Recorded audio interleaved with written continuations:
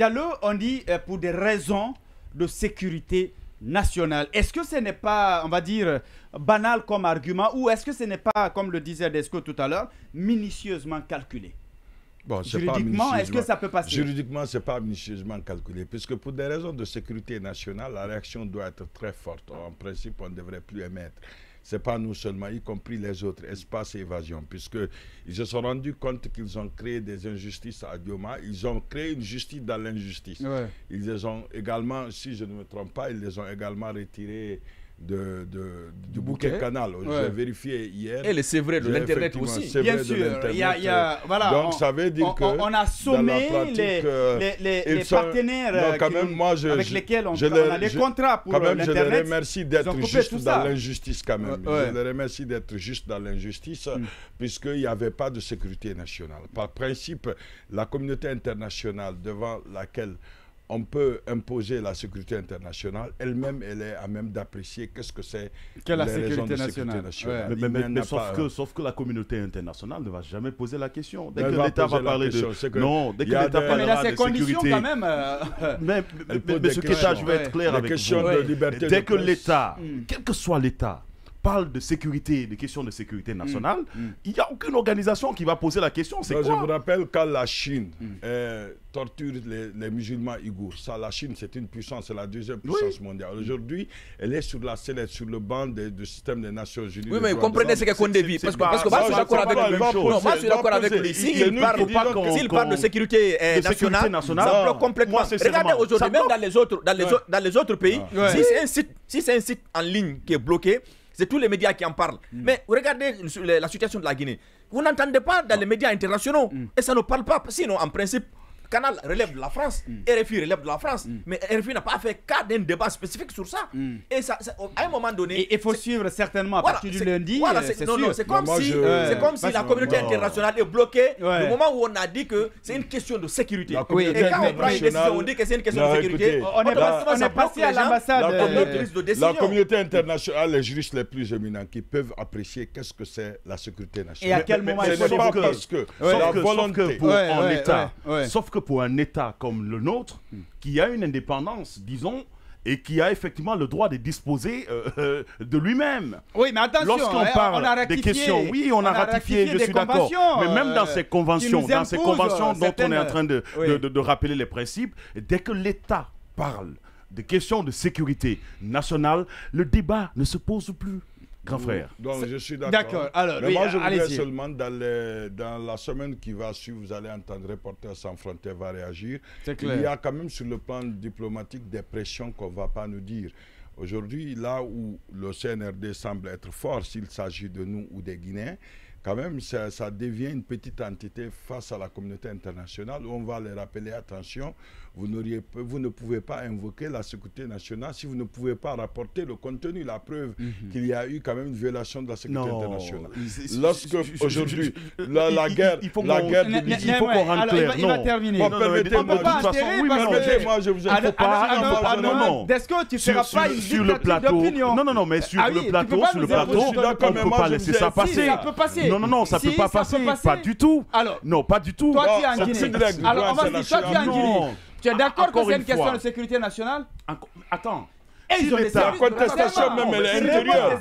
Si l'État dit que c'est une question de sécurité nationale, l'État aucunement pas, n'a aucune raison, aucune obligation, aucun droit d'expliquer aux citoyens. Aucune obligation d'expliquer aux citoyens la sécurité nationale repose sur ça. Je suis d'accord. Je suis désolé. Moi, je vous ai laissé. Mais je voudrais vous dire, quelle que soit la situation. D'accord. Je suis écœuré par ce qui se passe. Mais ce que je vous dis, c'est du droit international. Mais il faut vraiment le faire en suivant la règle. Dans les conditions normales, même ces questions liées à la sécurité nationale est définie. D'accord. Il n'y a pas de raison, selon... C'est-à-dire, il y a la classification en matière de droit, il y a une classification. Au premier rang, il y a ce qu'on appelle les noyaux durs des droits de l'homme. Aucune situation exceptionnelle ne justifie qu'on touche à ces questions, et parmi lesquelles figure la liberté d'expression. Donc même en temps de guerre, même si pour des sécurités nationales, il y a quelqu'un qui l'a évoqué tout à l'heure, ce n'est pas possible. Ça, c'est une règle fondamentale, basique de droits de l'homme. En réalité, aujourd'hui, la sécurité de l'Israël me rappelle à l'Israël, malgré le soutien des États-Unis, qu'attention, vous devez respecter les bases de droits de l'homme. Normalement, sur des questions, la timidité de réaction montrerait aux autres qu'aujourd'hui, même si on a évoqué la sécurité nationale, en réalité, ce n'est pas une véritable raison de sécurité nationale. Puisque comment une presse, y compris toutes les télévisions qui ont été retirées... Alors, il y a Ousmane Sissoko qui me rappelle qu'il y a voilà, le site de RFI qui en parle déjà. Voilà. Donc moi, je ne sais pas. Mais tout juriste connaît qu'on ne peut pas, même en période de sécurité nationale, on ne va pas restreindre les libertés de la presse. Tout le monde le sait. C'est une vérité constante. Les droits de l'homme, ce sont les droits les plus fondamentaux. Les libertés fondamentales ne peuvent pas être écorcées puisqu'il y a quand même péril à la demeure, y compris la liberté de la presse. Mais ce que moi, je veux simplement rappeler, puisque la presse ne fait pas assez un effort, parce qu'on dit Boubacar Yassine, quand même, c'est une inspiration. Il faut revérifier un peu l'histoire. Quand même, ce n'est pas la première fois qu'il est intervenu pour quand même agir au profit de l'autorité, puisqu'il est dans cette communauté. En fait, Boubacar Yassine, c'est un bon journaliste quand il est journaliste, mais quand il relève des autorités, c'est un gars de l'autorité. Donc, il faudrait quand même qu'on rétablisse cette vérité. Il y a des moments où il agit en tant qu'autorité, et il y a des moments où il agit en tant que journaliste. Je vous rappelle seulement en 2019. Non, ce n'est pas attendez. Non, je vous explique. Écoutez, en 2019, c'est un monsieur qui est très exigeant. En 2019, étant à l'étranger, quand on a poursuivi Suleiman de Lynx, M. Suleiman, il dit coller la paix à la presse. Que même si on mettait tous les journalistes en prison, les journalistes vont s'exprimer. Il a dit en 2002, quand on a menacé M. Suleiman. C'est quand même une expression très claire. Mais il rappelait au temps de Conté, il avait fait une première tentative de restreindre la liberté. Ce n'est pas sa première fois. Quand même, c'est dans une récidive. Même si les journalistes ne font pas d'efforts pour fouiller l'historique de la personne. Non, mais on le sait, on l'avait rappelé. Non, il l'avait rappelé. Qu'à un moment donné, même RFI, c'était quoi, en 2017. Non, alors, il faut préciser. Maintenant, je reviens sur... Il faut préciser qu'on n'est pas en période de sécurité nationale. D'accord. La sécurité nationale, ce n'est pas une période. On évoque la sécurité nationale dans les pays lorsqu'on estime que l'action qui est menée dans ce pays met en danger la quiétude pays social. Ça, c'est la première des choses. Et je l'ai dit tantôt dans mon intervention. Vous l'avez déjà dit. J'ai dit tantôt dans mon intervention de départ que ça, moi, je voudrais. Sauf que il va terminer avec ce que Dioma diffuse, on n'a pas entendu quelque chose qui effectivement pourrait partir ou mettre le pays dans du pétrin. Alors, on ne l'a pas vu. Donc, en fait, c'est pour amener à l'esprit du Guinéen de comprendre que oui, la sécurité nationale est évoquée. On ne peut pas demander pourquoi. On ne peut pas dire, expliquez-nous, qu'est-ce que vous parlez de sécurité nationale. Ça, c'est bon. Bien. Quel que soit, ils n'ont pas l'obligation de le dire. C'est bien calculé, donc. Mais, alors, il y a un autre aussi également qui nous rappelle. En 2007, Yassine, ministre de l'Information, avait coupé le signal de RFI en Guinée. Souvenons-nous. C'était bien évidemment en 2007. C'est une vérité constante et je suis désolé que les journalistes ne soient pas au bain de l'actualité. Mais on le sait. Non, on dit que ce n'est pas une réalité. En réalité, ce n'est pas une seule fois, c'est plusieurs fois il l'a fait. C'est plusieurs fois. Mais moi, je préfère écouter puisqu'on ne parle pas pour nous-mêmes, on parle pas pour les téléspectateurs. Je préfère l'échange. Moi, je préfère vous écouter. Il devait prendre toutes ses responsabilités. Vous savez, la presse, quand même, c'est une entité qui est sensible. Vous ne pouvez pas bloquer le fonctionnement normal des médias dans un pays démocratique. C'est inacceptable. Moi, je voudrais que vous compreniez une seule chose. Aujourd'hui, en Afrique, il y a des pays qui sont en danger. C'est le cas du Burkina. Burkina, il y a le terrorisme qui bat son plein. Mais est-ce que Ibrahim Traoré a bloqué le fonctionnement des médias au Burkina? Je vous dis non. Ça ne tient pas. C'est le seul objectif aujourd'hui de ces dirigeants illégaux. S'il vous plaît, j'ai du mal à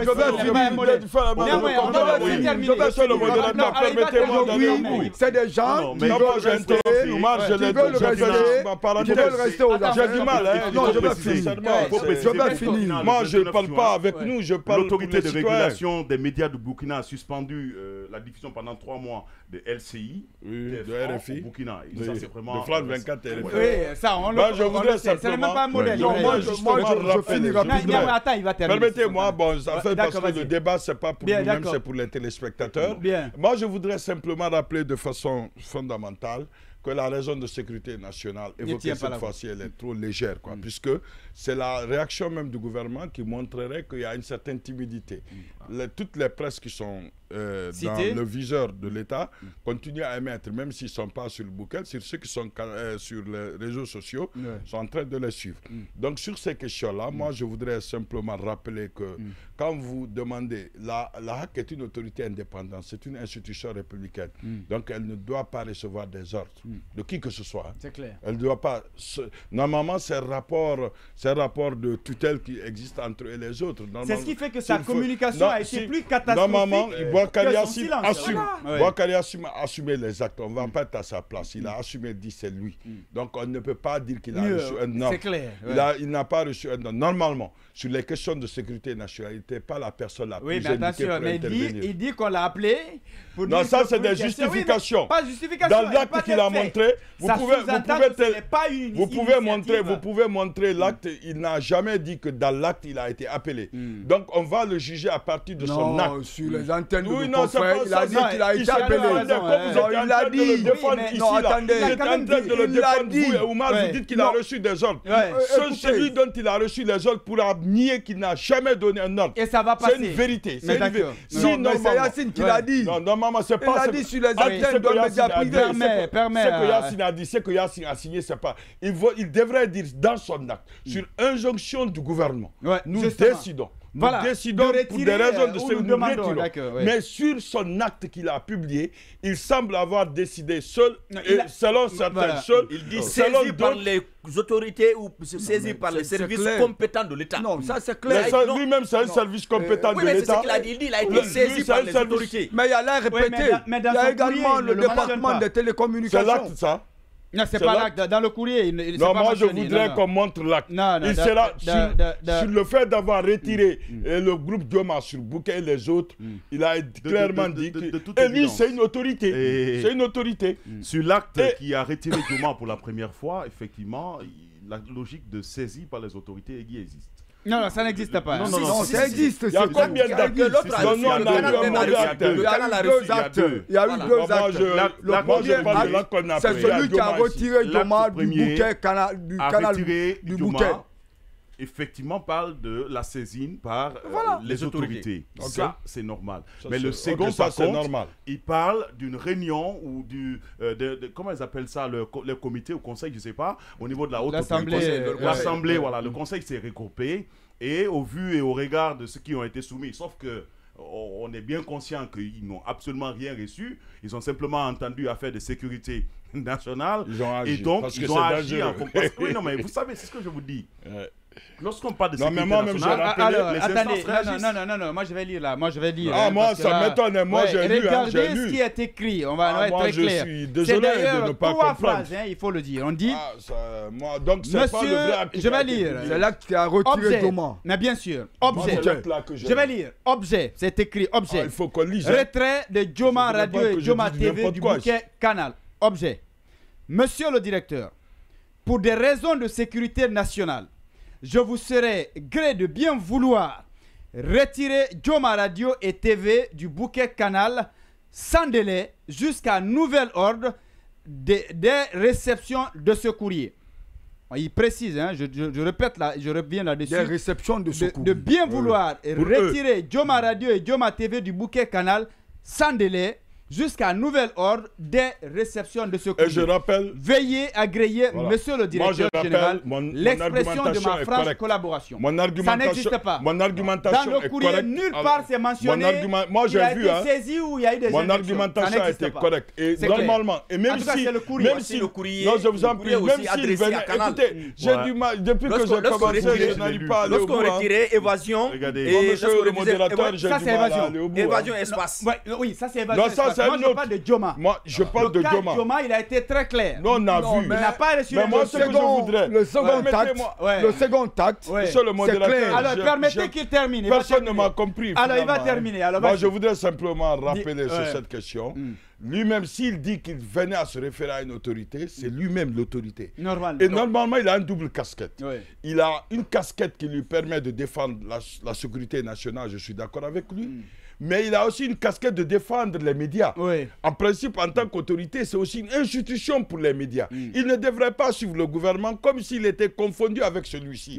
Donc il devrait quand même, si ce n'est pas raisonnable, leur donner des observations. Après ces observations, on lui fait un retour, il donne les sanctions. Et on lui donne des éléments un peu palpables qui lui permettraient de dire qu'il pourra les sanctionner. Mais s'il tire la couverture, il presse pour sa propre paroisse, ça devient compliqué s'il a peur de perdre son poste. En ce moment, il dit que voilà, c'est un peu compliqué. C'est un peu compliqué pour lui. Bon, d'accord. Je préfère parce que le temps est vers la fin. Oui, mais d'accord. Donc, bref, oui, discuter rapidement.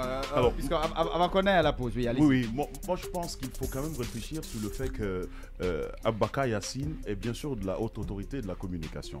Vous dites qu'il est vraiment indépendant. Je suis bien d'accord avec vous. Voici le coup. Il est indépendant, mais sauf qu'il est indépendant. Oui, il est indépendant, dépendant. Voilà. Pourquoi je dis qu'il fallait négocier avec les autres? Non, il est face à quoi? C'est ce qui aurait dû être et ce qui est. Voilà, c'est ça. En fait, vous avez vu. Dépendant, il est indépendant. Voilà là qui est publié. Il n'a jamais dit qu'il a. On va se comprendre, hein? Non. Oui. Soit il est indépendant ou il est dépendant. Mais effectivement, il est indépendant, dépendant.